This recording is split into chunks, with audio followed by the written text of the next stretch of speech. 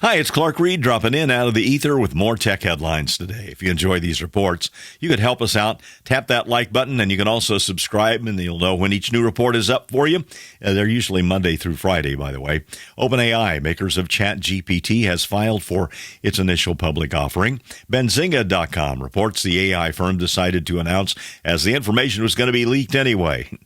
OpenAI plans on evolving ChatGPT into something of a super app, which they say will, quote, transcend the actual surface. What we're building towards is where you have your own personal agent that's capable of helping you across everything in your life, be it personally or at work, unquote.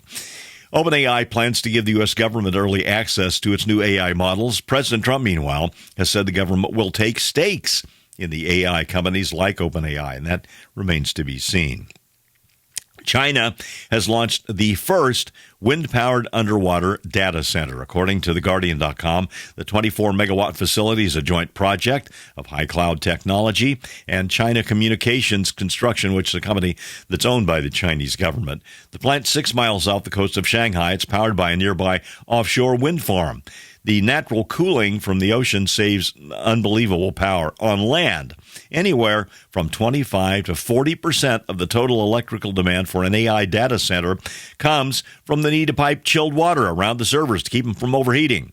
This setup solves that problem of the data center siphoning off water from family or agricultural use, as well as that of the centers, pushing up power costs for consumers. It ought to be noted that Microsoft did a pilot underwater data center project off the coast of Scotland back in 2018, but that project stalled out. China admits the U.S. firm was first. Microsoft was earlier in proving the concept, while China moved further in commercial development because it was able to bring together market demand, industrial capability, marine engineering, and policy support more quickly in a commercial project. That, according to Dr. Hanjing Dong of Hong Kong Polytechnic University.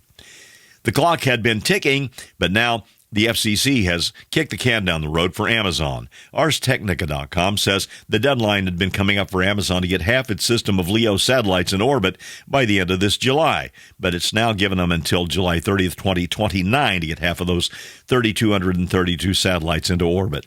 Right now, Amazon is the only company that can realistically get satellites in orbit to supply a broadband service that competes with SpaceX's Starlink satellite network.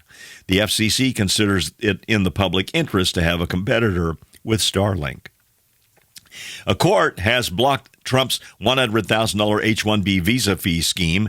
TheNextWeb.com reports U.S. District Judge Leo Sorokin ruled yesterday a fee is an unlawful tax. It must be vacated. The court noted that Congress had not delegated the power to levy such a tax on to the executive branch. It already costs several $1,000s to get an H-1B visa, which is generally paid by the sponsoring employer. The tech industry and other sectors have used these visas for years to bring in cheaper engineers and scientists. At present, there's a cap of 85,000 visas per year. I'm Clark Reid, and you're Technified for now.